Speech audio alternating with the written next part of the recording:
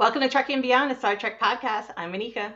And I'm Andrea, and welcome to the Season 5 Recap Reaction Review of Star Trek Discovery. This episode, Moneca and I are going to cover our top moments, our top episodes, our top characters, maybe our worst episode, maybe the worst character, that we felt as we watched Star Trek Discovery this season. There was so much about the season that we both loved and disliked and can't wait to see again, maybe in other shows, and maybe hopefully never see again. There's so much.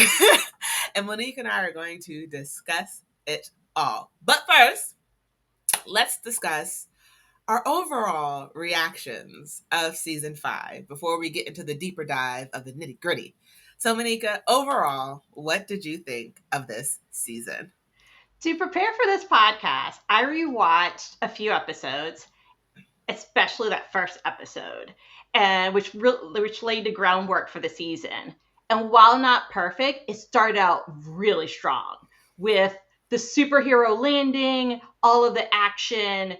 It presented this bold, futuristic adventure that awaits. And there was some highs, and that was one of the highs, and the time bug was a high. And then there were some lows, and then it picked back up in a strong way. And then it kind of sailed off into the sunset to this Hollywood ending.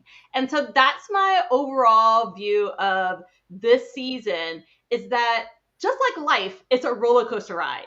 Michael's Adventures have been a roller coaster ride. Discovery this season was a roller coaster ride. I enjoyed it. What about you? I enjoyed this season.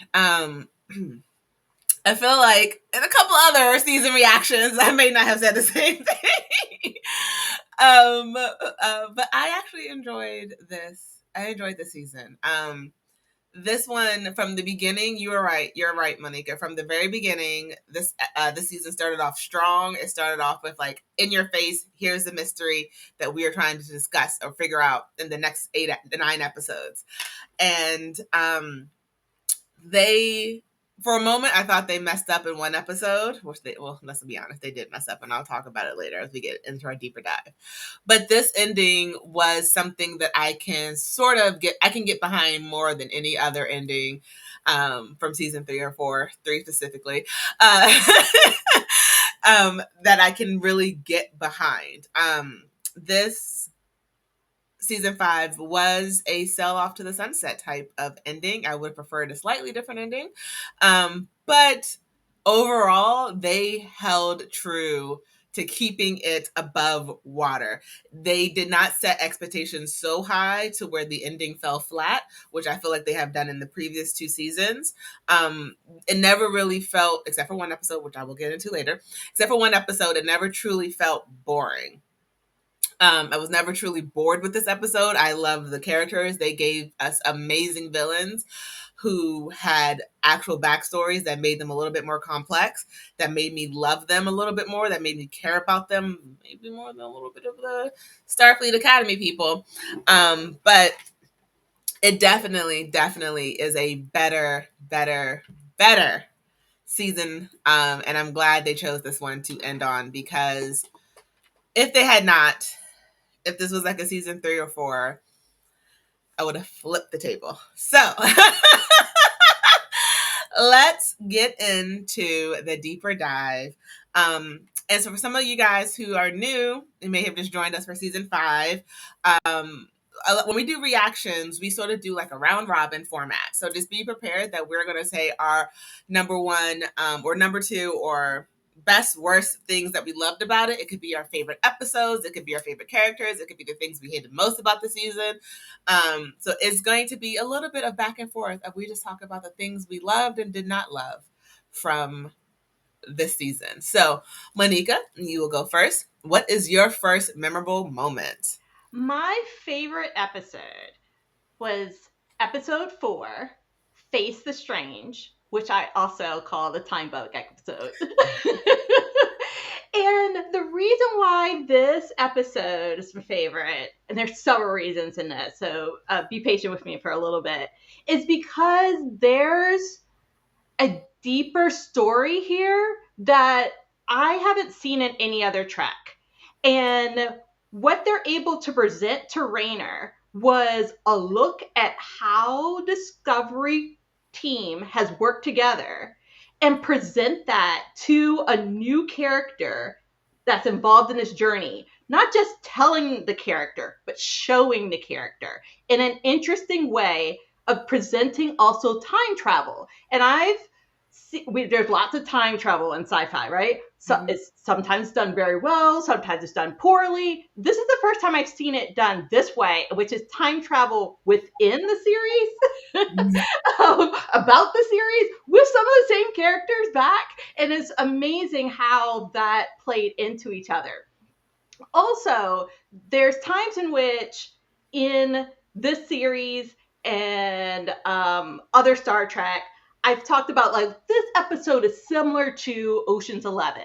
This episode is similar to something else.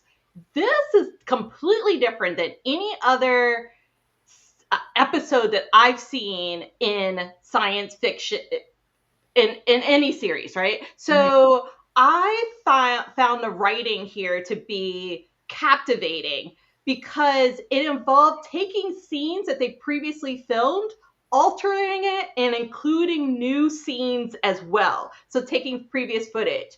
The fight scene between old Michael and new Michael, that's a meta stuff right there. That was like a deep cut within a deep cut, and a way in which you could show the character's journey just within like inner struggle there and how much this character has grown.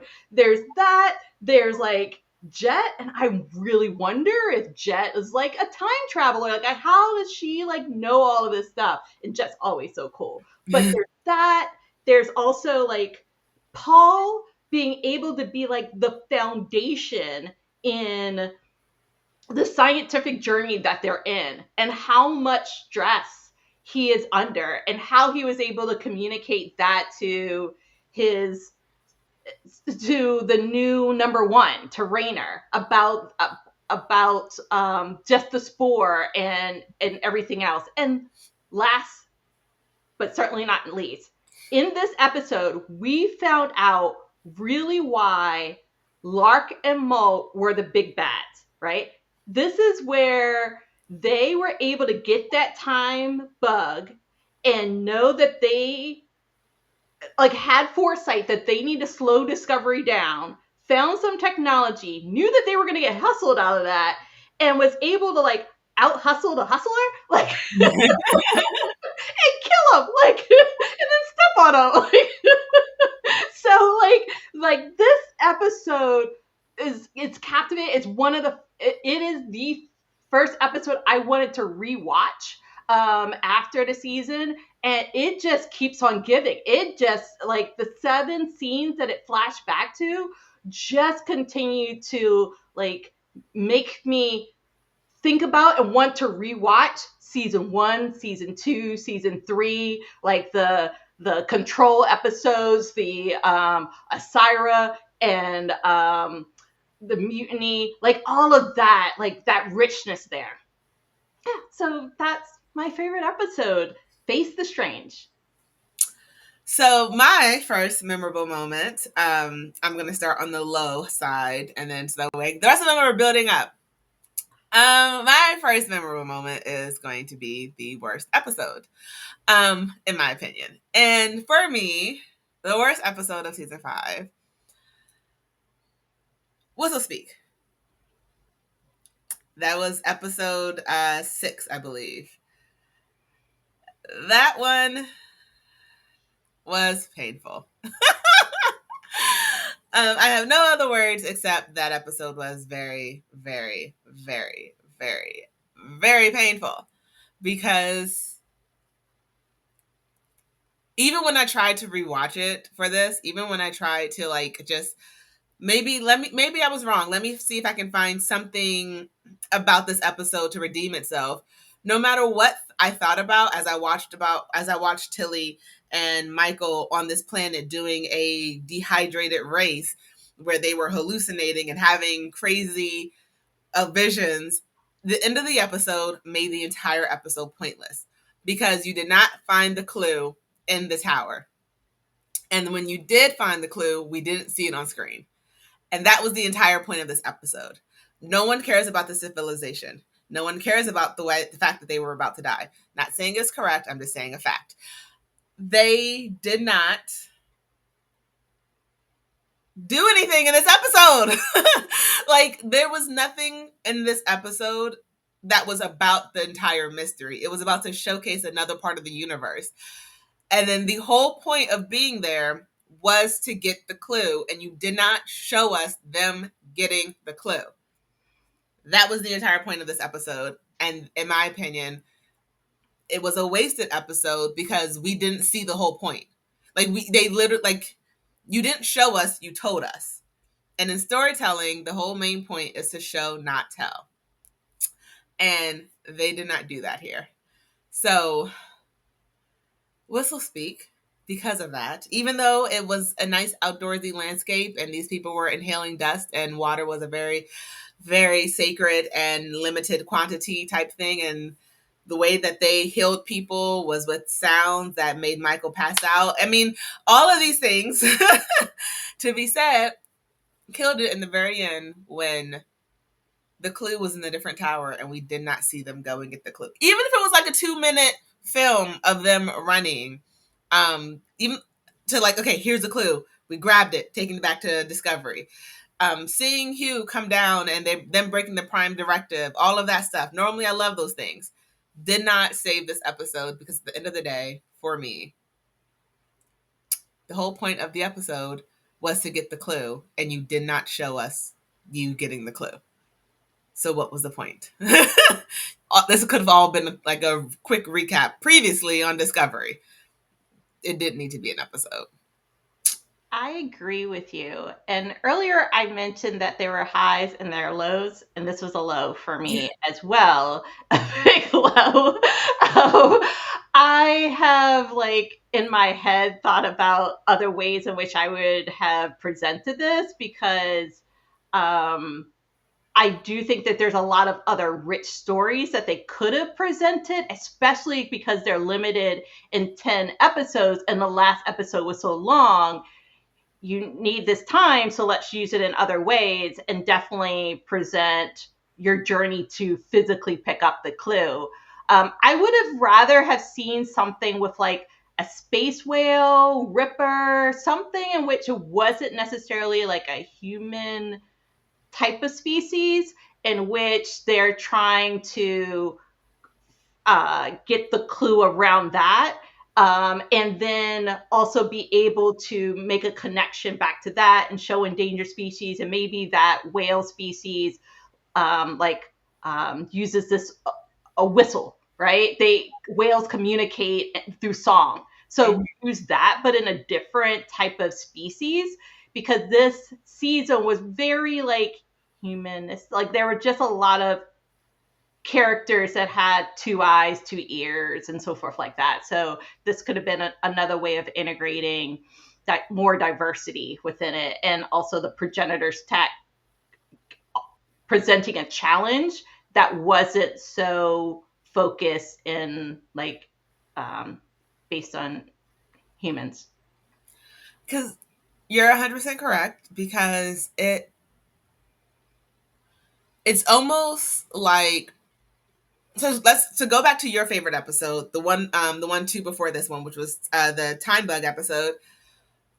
That one made sense because Rayner needed to have that. He needed to understand how Discovery is, why Discovery is the way Discovery is. He needed to understand Michael more because Rayner is from the present where they currently are. All of the Discovery crew is from the past, save for that one person from Earth.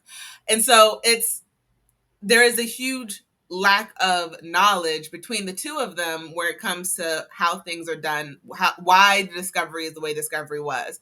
And while, yes, I love me some Rayner, he needed to understand the team a bit more because everyone he grew up with was post-burn. He grew up with we found out later that he grew up with the Breen just killing all of his family. So he has a very different upbringing than a lot of people on Discovery. Still really close to the way Michael grew up because her family was killed by the Klingons. But it's a he needed to see their some of their past to better understand the future and understand why they are sort of the way that they are. That episode made sense because there was stuff that we learned that was central to the team working better together. Take out whistle speak, nothing changes. Take out time bug, and maybe some cohesiveness doesn't happen. Take out whistle speak, and I'm talking about just the parts of them on the planet. Nothing changes. There, nothing central about the plot, in my opinion, changes with whistle speak being absent. Without them being on this planet, it doesn't. I mean, yeah, maybe the girl wouldn't be alive anymore, but still, like, it's you have such a fun.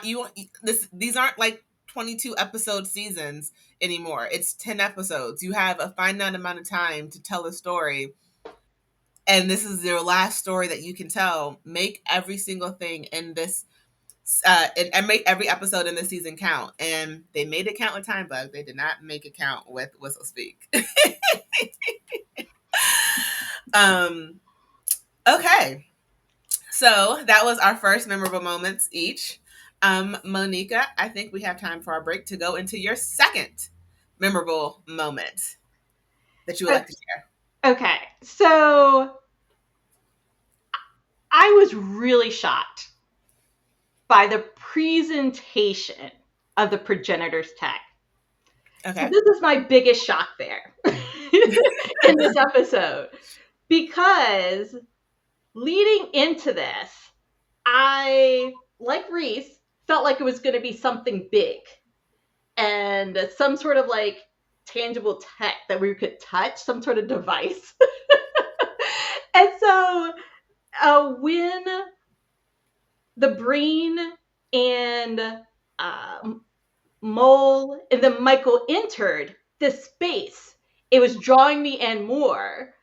But then to find out, like, okay, this space, this cylinder, is similar to like that telephone box in Doctor Who. Mm-hmm. I was able to connect that. Oh, this tech is actually a conduit, a portal to more, right? So it's leading into a bigger thing, only to find out like it's a simple puzzle that's like run by an avatar, and then I like make a triangle. Making a triangle. I felt like I wanted a lot more, right? So there's the discussion from the avatar about training Michael to basically run this tech. And then there wasn't really a decision from Michael at that time to commit to run it. So I felt like through this journey, we were building up to this point, and then I felt a little, I don't know, a little let down, but excited for the ride to get to this point. So speaking of excitement, the progenitor presentation was interesting to me because as an avatar, I wonder if it presented a melanated complexion because Michael's melanated. So I know that there's a lot of controversy about the skin, the complexion of the progenitor, but the progenitors are extinct. And I believe that they created like a training module, this training system, and based on like Book's journey, and then like he was used to create an avatar for Michael in the labyrinth, to help her get that clue leading into this. It makes me really wonder if this progenitor is an avatar that evolves. Like if there was a Klingon, like would it look differently? I don't know. But it's an interesting presentation, and I appreciate it for sure, this presentation of the progenitor, and that it shows also the sensitivity here, and maybe another connection that then, since the progenitor avatar looks similar to the person to train, maybe that's a softer approach to the training. and introduction to the system. But I'm left wondering, so who created this tech? Did they create even that cylinder? Like, who created it? Like, when was it created? How was it created? I'm still left with a lot more that I didn't get answers to, so I don't have enough closure there. Because bottom line, the progenitors tech wasn't created by the progenitors. I'm like, isn't that like Christopher Columbus syndrome? They're calling it theirs, but they didn't really create it. Any thoughts about that, the progenitor tech? I So the tech in itself, I feel like was a one of their fails of the season, because based off of your time bug episode of yours with the time bug episode, we see that the Breen had won because the Discovery was so far behind when they finally realized they were in the time bug and all that stuff. And so with the way the clues were set up, it was it did not sort of mesh, in my opinion, when I went back and I thought about how, well, if the Discovery has some of the clues by the time of the time bug, how were they able to grab the clues from Discovery? How were they able to get to the tech beforehand without all the clues? Because I know Mole and Lark had some, but still, like, so it was sort of going back and forth. And then the other thing was with the episode when they were at the library and she ends up having the clue that you need to access, like, you had to like do all these self-realizations and stuff, meaning anyone could have gotten the, like, how, like, there was no safeguards in place to make sure someone was actually honorable to get the clue and to get the information, but it's sort of set up to make you believe that you have to be honorable. We see that with Hugh's, with what Hugh had to go through for them to get that clue. On Trill, we see that with the library. But at the end of the day, all you had to do was put a triangle where it was open space. Like, that was the end result. So it was like, you cannot say you have to be worthy to find the clue and be worthy. We have to make sure you were good people.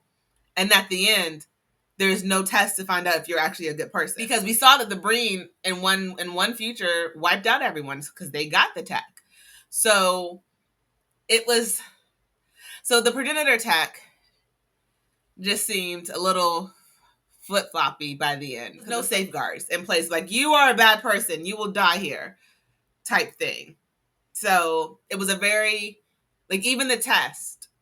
Okay, she did the triangle. Like, if Mo was there with someone else who was a Bream and she did the triangle incorrectly, and then they pushed her off and they did the triangle a separate way, they would have gotten it. That does not mean they were deserving of it. But by the progenitor's test, they just checked all the boxes. Yeah. Not necessarily they were good people. And that's my issue with the test. Like, you can't say you have to be worthy of it, and then there's nothing at the end to prove that you're worthy. You can't have it both ways. There needs to be a way for the avatar to have been able to, like, tell you deserved it versus just being able to put a triangle. Right. That's my only thing about it. That's a good point. I'm also thinking about the fact that this plot point with the progenitors is from originated with Star Trek Next Generation. And so then we're able to find out a little bit more, but then in the end, we just really kicked the can down the road, maybe for another series to pick up, because the progenitor's tech was placed into a black hole with the key inside. And as far as we know, the triangle's still on the table. So for someone else to pick up. So I feel like there's less safeguards there. Yeah, because the issue with honorable people is that they believe everyone's honorable. And you can't. You have to move. You can't believe everyone's going to react like you will. You have to believe the worst in people sometimes, because you have to prepare. Sorry, you have to prepare for the worst in people, because we've already seen, given the chance, the Breen would try to. They would destroy everyone. And yes, you sent them decades away. And while I don't believe they would fight their father's battles, I do believe that they would try and see if the rumors of technology exist. You still have Tahal, who would be like, wait, where did my scout ship go? And then go to investigate. Like, there's no guarantee that this tech is safe just because you want to be honorable about it. Now, do I believe Starfleet should have had the tech? No. But should they have, again, broken up all the clues and transport them to different parts of the universe without an answer key of how to get there? Do not make a map. You do not want people to find this. Do not make a map. Don't make a map. Just, hey, let's break it up. Oh, each piece is one whole piece. Let's break those pieces into two pieces and then to those pieces into other pieces. And let's just spread them out across the universe. You don't tell me where you go. You don't tell me where you go. You don't tell me where you go. Like, you don't even know who has the pieces. Don't leave clues. Destroy the clues. Destroy the pieces. Like, don't believe everyone has other people's good intentions at heart. Act as if they don't. That's why this is a big shock. And my memorable moment is going to be my best episode. So my first one was my worst. This one's going to be my best episode. And I will admit, before I say which one it is, it was really hard to choose which episode I liked the most in this season. Because I'm not really sure anyone truly stood above the rest. I mean, compared to U.S.S, they all stood above the rest. But they all had really good parts to it. Makeups up. It was all of them sort of had good reasons for why they were just such good episodes. So I ended up choosing the episode called Mirrors as my best episode, specifically because we learn about Mole and Lark.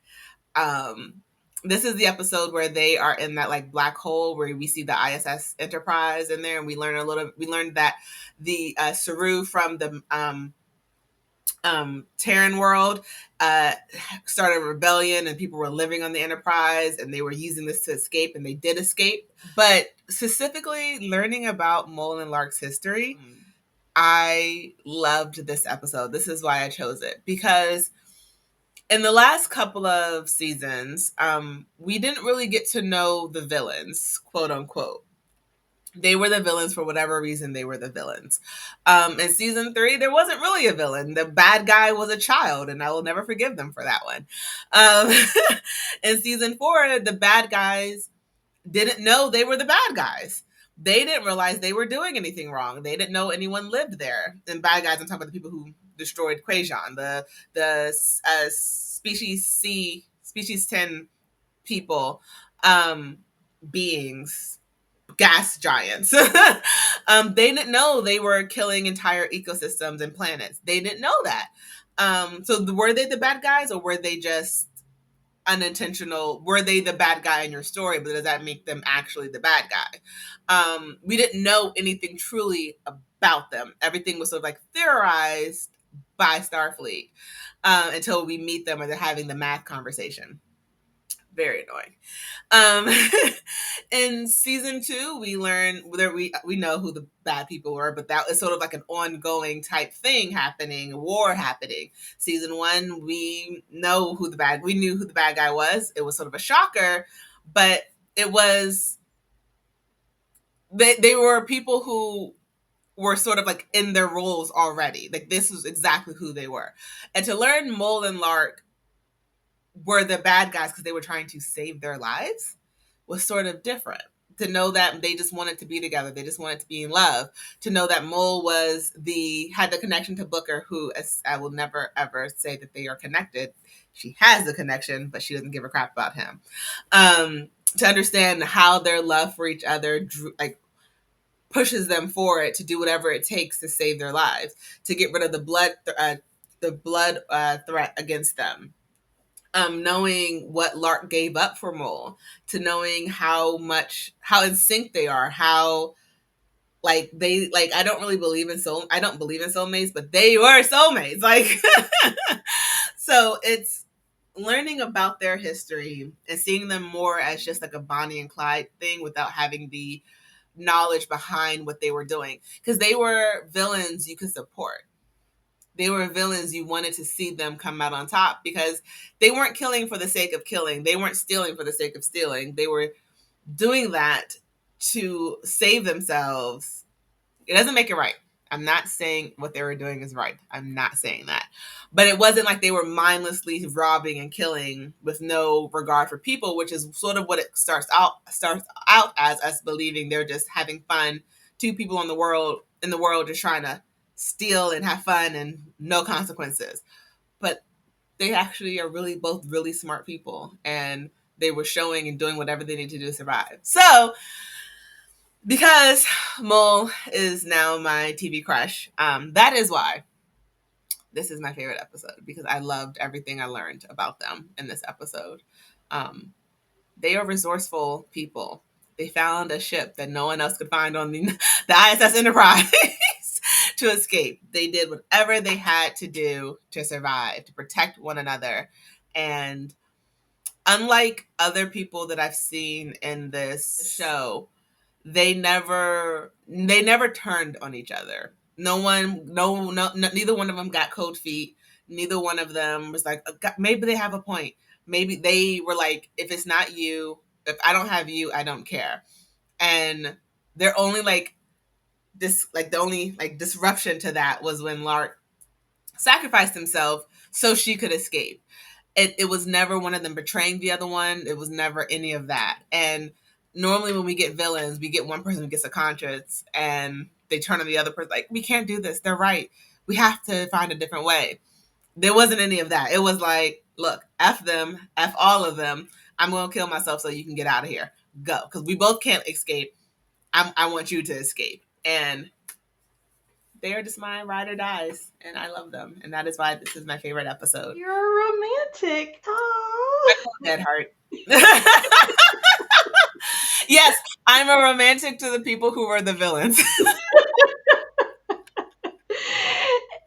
I like this episode. I believe that this helped lead up to the climax because we realize here that Lark is a lover, not a fighter. And this is where he got injured. Mm-hmm. And then later on in the next episode, he passed away and things changed, right? So if it wasn't for this episode and the stresses that they were on in together, the story would have changed direction. So this is an important aspect of it. Yeah. Okay. So in episode 8, The Labyrinth, this was the first time I shed a tear in all of Star Trek. And that was when Book opened up saw the Quajon world route. I don't know why, what happened in my inner core, but somehow the storyline connected for me with Book that had not connected in the last 3 seasons.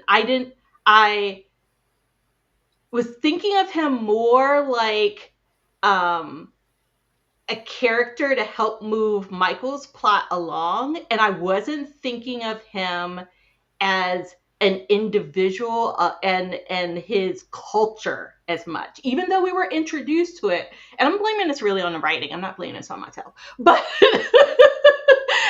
I didn't feel that richness until I saw the route and I could see the acting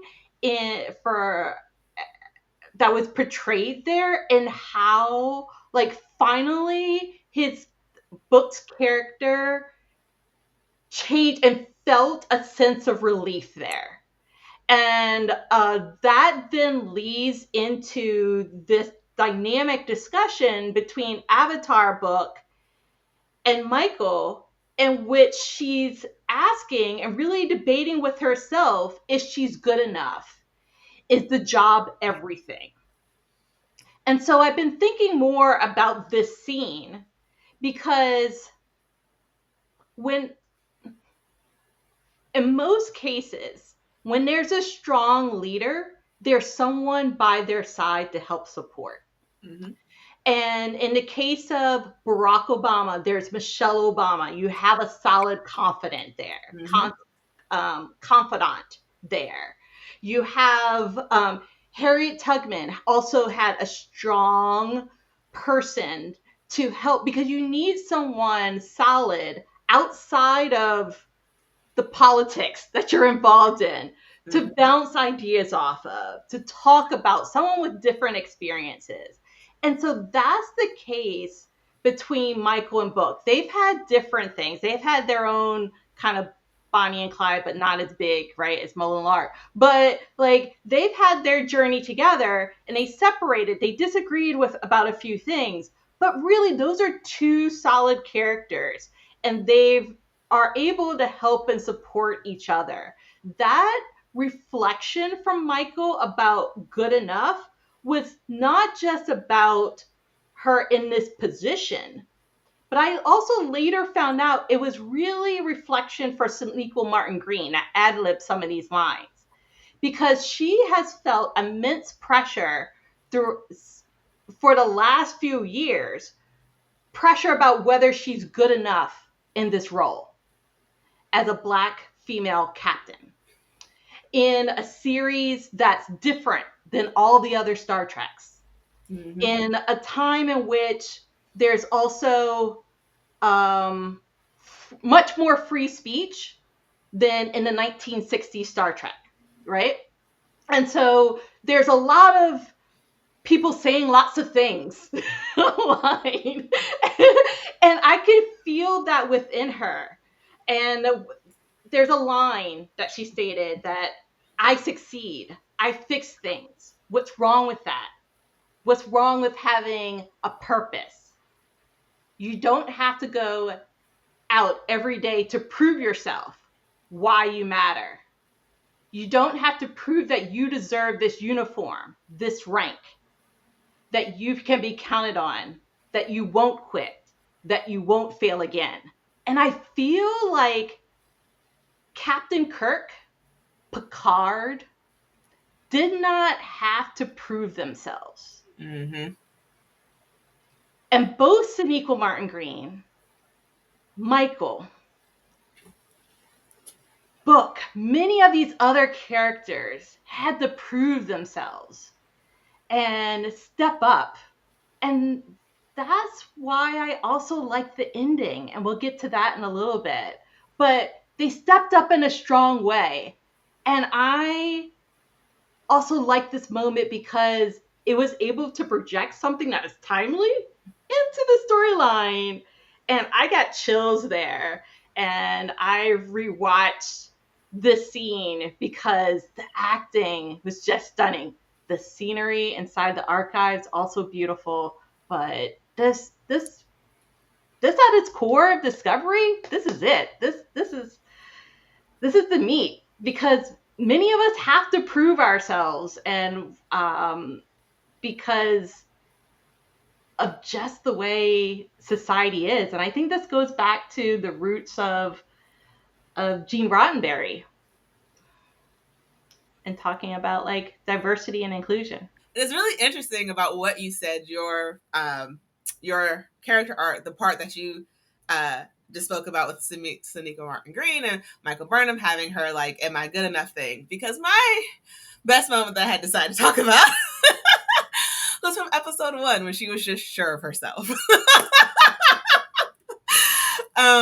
Because I like that she, in the beginning of season 5, I finally felt like she was in her captain chair, like ish. This girl was like living, breathing, like oozing confidence. And I have been waiting for that for a lot of this. A lot of season 1, 2, 3, and 4, she was questioning herself so much. And I was so annoyed.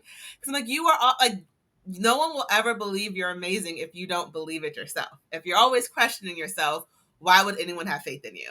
And so the episode 1 was amazing. She was in her captaincy chair, in my opinion, when she was chasing after Mullen Lark, when she was giving great advice to Rayner before he lost his command, and when she was just like, I'm she felt comfortable in her skin for like one of the first times I've seen her on our screen.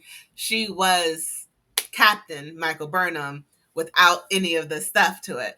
And so it's really interesting that you pick your moment, because it's like season 5, you're right, because season 5, it started off so confident, and you're like, no other captain has to ever prove or question, do they deserve to really be in the chair, and the way that they have made this character question it.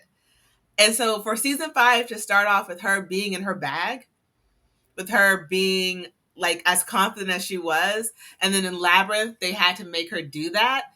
That annoys me, honestly. Because why can't they just make her confident?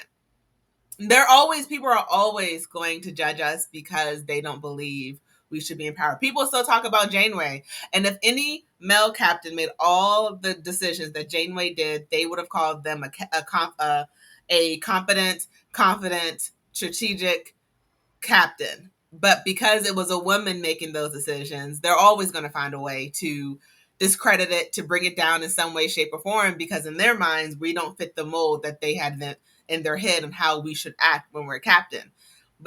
So I was loving that Michael was putting other captains in their place, that she was being the leader that we always knew that she could be. And it was like, yes, finally, she's not going to question herself anymore. And then in the Labyrinth episode, she does. And so I like by the end of the season, it's definitely more of we get the confident, almost like she was in episode 1 back. And it's very interesting that you picked that as your favorite and I picked mine as that favorite, because it's just like in this season, we had her go through the highs and then also questioning it, from being so confident and being in the captain to where she feels like she can help someone else regain their captaincy, to, am I good enough to be in this job? Yes, you are. I just want to scream that at the writer. Stop making her question her seat, because she deserves it. And Rainer, and as much as I love Rainer, and y'all know I love this man, he is where she was at season 1, basically. And if this man could be considered a captain and all this stuff, why can't she? Why can't she just be comfortable in her captaincy seat? Why must they always make her question, is she worthy enough to be in it? Like, forget the haters. You're never going to make everyone like you. No one, like, it's just, let the haters talk themselves out of breath. Well, I believe that's really because the writers painted the character into a corner by making her serve time as a mutineer. Mm-hmm. And although Spock was a mutineer as well, his charges were dismissed and he was off the hook. He didn't have to serve time. And so that was degrading. Mm-hmm. And then she couldn't wear the uniform. She had to build herself back up. And I think it was that building up. Now, I love the fact that your one mistake at work doesn't overshadow the rest of your career. Mm-hmm. And that's the case with Rainer. I mean, like, he was reprimanded and encouraged to retire early, but she allowed him to return in as her number 1. But he didn't have to serve time. And I think it's that. And I think that happens a lot in any type of time in which folks have to, like, are punished or have to go to jail. It's like, then you have to rebuild that confidence back up to make decisions and for other people to trust you. Because trust, some people are really have a hard time of restoring trust. And so it's really interesting because before we recorded this morning, I was watching a different show, and I won't say which one it was, but the basis was the woman in charge was having a relationship with her subordinate that started before she became in charge of him. And someone else had found out about it, and they told her she needed to end it. And so the guy goes to the other guy and is like, hey, stay out of our relationship. He's like, I don't care about you. I care about her, because when the ish hits the fan, her career can't recover from this. Yours can. If this was reversed, no one would bat an eye. but because she's a woman, she won't be able to, she's going to get the book thrown at her more than a man ever will. And so he's like, I'm trying to protect her because you will be safe no matter what. She will not be. And it's like, to go from watching that show to being in this episode, it's like, it's true, because every male who has done something wrong in Starfleet, in Star Trek, gets like a slap on the wrist, boys will be boys. But a woman does something and it's like, she has to now question, is she good enough? And it's like, you were never not good enough. Everyone else made you think you weren't, but you were always good enough. And so I sort of wish season 5 they never made her question herself like that. Honestly, I sort of wish they would have never made her question herself, because she has proven herself time and time again, and people will always push the line further so that way she's not there. Because you're right, everyone else, all these other males in her life have done the exact same thing, maybe worse, in some way, shape, or form than what she did. Because her mutiny lasted, what, 30 seconds?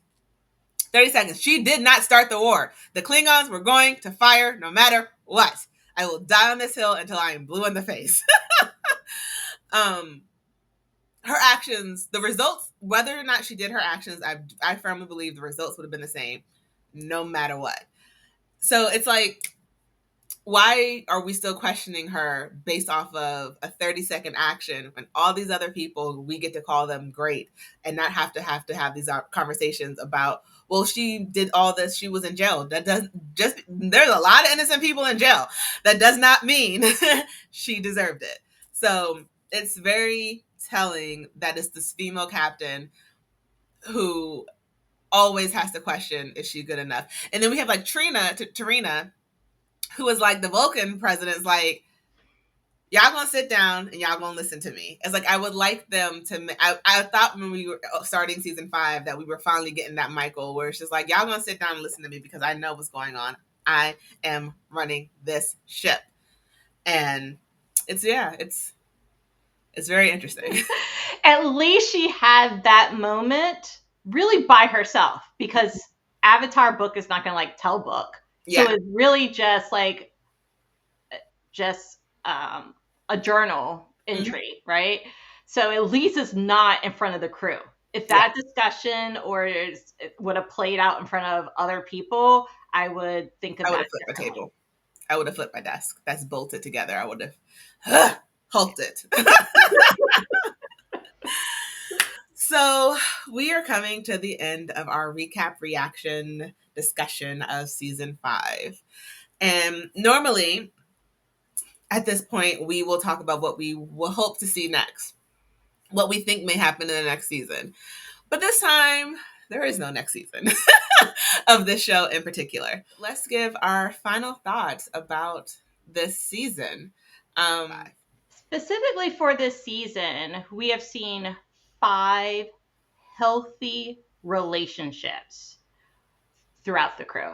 And so I'm the crew and the big bads. So I'm impressed with that, because in many other series, there's what? Kiss and don't leave them. There's other things. There's like, you don't see that struggle, that journey together for a couple through good times and bad times. And that's really important, not just for like solo characters to proceed with their career, but really share those moments with someone else. And I love that in Discovery. There's heterosexual relationships, there's gay queer relationships, there's non-binary. I love it all, because this is healthy. And I would love to have seen more of like Saru and Serena's wedding. But at least I was able to see some of it.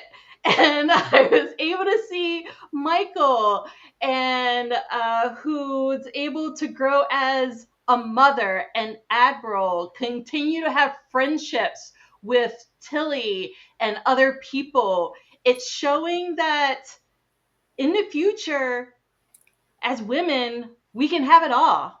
We can have healthy relationships, manage work life balance, and like live out our years and happiness with someone. So I like the ending. I didn't like love it because it ended in like a weird state, but I like how the season progressed and like the ending line of like, yes, we can do this, we can have healthy relationships. And my final thought is really, I love the presentation of how they presented them in their later year. Michael Book, and her son Leto. Love the hair, finally. Love the hair. And I hope to cosplay one day as Michael as an admiral, peplum and all. So my final thought on season 5 is thank you to keeping an ending that was worthy of the mystery. Um, was it the best ending that they could have done? No. But was it a complete and utter letdown where I was pissed like 2 seasons in a row? It definitely wasn't that. I wasn't exhausted by the mystery this year, as I was in previous seasons where I was just get to the point. What is the issue? This was fun. This felt as close to a normal Star Trek series as I think it has been really since the beginning of the show. It felt more like episodic, even though it was an overarching mystery.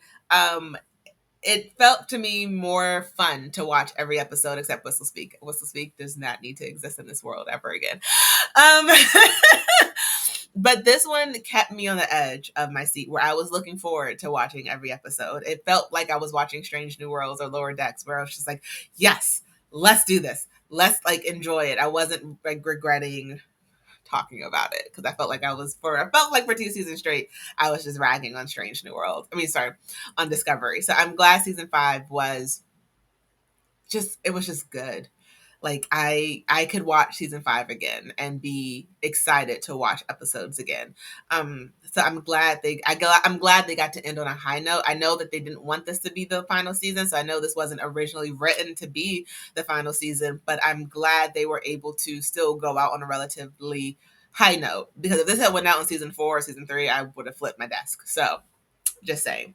Also, uh, I am very happy that our characters got happy endings. I think I said this in the last episode, and I will say this again in this one. I would have preferred the last 30 minutes not to have existed. I think it should have ended directly right after Saru's wedding. And like when Michael was called for her next mission, I think it should have been like, all right, another day, let's fly. I think that would have been a great ending because it would have just been like, this is another day for them. I do love that she was able to become a wife, become a mother. And her son now has a captaincy, and I understand like she's building a legacy, but it made it seem more final in a way versus this is just another day. I think it would have been a better ending if it was just like another day for me. That's my personal thought about it. I would have preferred it to end like it wasn't ending, because then it's like, okay, we're not wrapping this up with a bow. We're saying you can now discover the future for yourself. You can figure out what the next story is or something like that. So sometimes you don't need to wrap things up in a bow. Sometimes you can let them open ended, and I would have preferred that. But my cold dead heart did love. Is it wrong that my cold dead heart loved the villain love story more than any other love story? I'm glad that we got this love story between Mole and Lark. I think them not getting their happy ending together was, I think I sort of knew that was probably going to happen throughout this entire season with them. I'm sad that Lark was not brought back to life, but I am happy that we got to see a different version of love that wasn't like healthy because their love, while it was real, was not the healthiest love. Um, all the other loves that we've sort of seen on this show has been good and healthy, and yes. And this one was like toxic slightly. In the sense that they were killing other people for each other. Like it was not the healthiest type of ways of showing your love, but I still loved it. And that said, I think that says something to my character. So, keep me in your thoughts. But I am overall sad to see the series go on this. It was bittersweet watching these last 10 episodes, because I could tell that people were trying to give their best in all of the ways that they were on screen. Every second on the screen, except Whistle Speak, mattered, and and I'm really glad that I got to enjoy this show. Maybe in the future we might get to see these characters in other iterations and other aspects, and I hope that may happen. Because for the most part, we know that they're all alive, so I do hope we get to see them in other entities. Anything else to say, Monica? We are going to record a series reaction video similar to this. It's going to be new for us for Star Trek Discovery, so tune in for that. Yep, always come back and listen because we have so much more Star Trek to discuss. It's a little bittersweet because we started this podcast talking about Discovery, and Discovery has ended. It almost feels like it's the end of our podcast, but it's not, because we still have Lower Decks, we still have Strange New Worlds, and we have so many other shows to discuss. So this has been a journey. I'm not going to cry because my heart is dead. As always, I'm Andrea. And I'm Moneca. And live long and prosper.